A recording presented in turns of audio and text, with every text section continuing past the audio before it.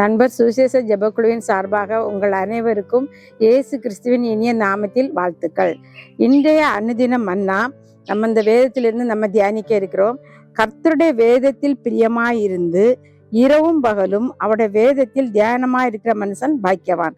கர்த்தருடைய வேதத்தில் எப்படி நம்ம பிரியமா இருக்கணும், கர்த்தருடைய நம்ம ஆண்டவரை அதிகமா நேசிச்சோம்னா தான் நம்ம என்ன செய்வோம், அவருடைய வேதத்திற்கு மேல நம்மளுக்கு ஒரு பிரியம் இருக்கும்.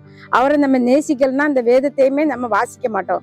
அப்போ அவரை நம்ம நேசித்து இந்த வசனத்தை ஆண்டவர் என்ற வாழ்க்கையில, எந்த குடும்பத்திற்கு வாழ்க்கையில, இந்த சமுதாயத்துக்கு என்னென்ன காரியங்கள் சொல்லியிருக்கிறாருங்கும் போது நம்ம இந்த வேதத்துல பிரியமா இருக்கும்போது தெரியும். பிரியமா இருந்து நம்ம அதை படிக்கும் போது தெரியும். ஆண்டவர் நம்மளோடு கூட பேசுவார், பரிசுத்த ஆவியானவர் நம்மளோடு கூட இடைவிடுவார். அடுத்தபடியாக நம்ம இந்த வசனத்தை படிச்சுட்டு அப்படியே விடாதபடி நம்முடைய வாழ்க்கையில நம்ம அதை கடைபிடிக்கணும். எப்படி கடைபிடிக்கணும்?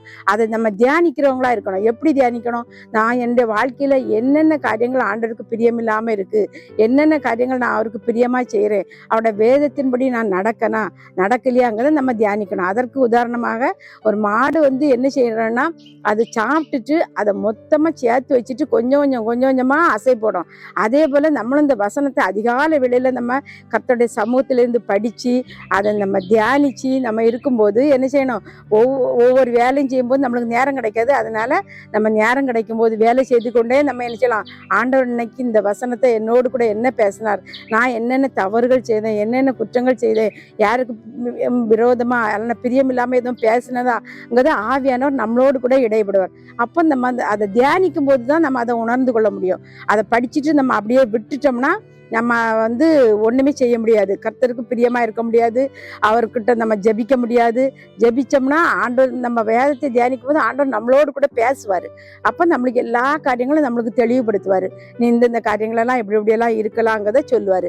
நம்ம தியானிச்சுட்டு என்ன செய்யணும், அடுத்தால ஒரு ஆசீர்வாதத்தை ஆண்டவர் வச்சிருக்கிறாரு. தியானிக்கிற மனுஷன் பாக்கியவான். பாக்கியவானான்னு சொல்லப்பட்டா ஆசீர்வாதம். அந்த ஆசீர்வாதத்தை பெற்றுக்கொள்வதற்கு நம்ம சாதாரணமா பெற்றுக்கொள்ள முடியாது.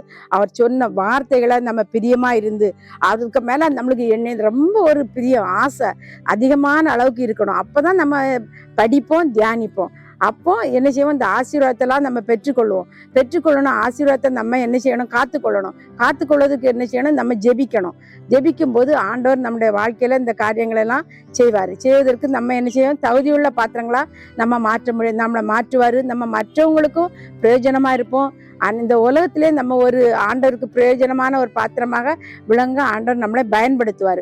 ஒவ்வொரு நாளும் வேதத்தை நம்ம தவறி கூட இருந்து விடாதபடி ஒவ்வொரு நாளும் நம்ம பிரியமா இருந்து படிக்கணும், அதை தியானிக்கணும், அதை நம்முடைய வாழ்க்கையில கடைபிடிக்கணும், ஜெபிக்கணும். இப்படிப்பட்ட காரியங்களை ஆண்டவர் ஒவ்வொருடைய வாழ்க்கையில, நம்முடைய வாழ்க்கையில ஒவ்வொரு நாளும் ஆண்டவர் எதிர்பார்க்கிறார். அதற்கு நம்ம தகுதியுடையவர்களாக இருக்கணும்.